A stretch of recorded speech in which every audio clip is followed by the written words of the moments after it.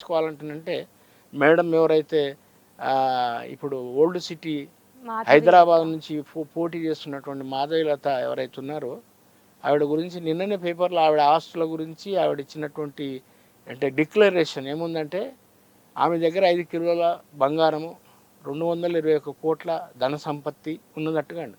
అయితే నాకు చిన్న డౌట్ వచ్చింది ఏమంటానంటే ఒకప్పుడు ఫీజు కట్టకపోతే ఆమె 6వ తరగతిలో ఉన్నప్పుడు ఇప్పుడు ఫీజు కట్టకపోతే టీచర్ ఆమెని బెంచ్ మీద నిలబెట్టిందంట.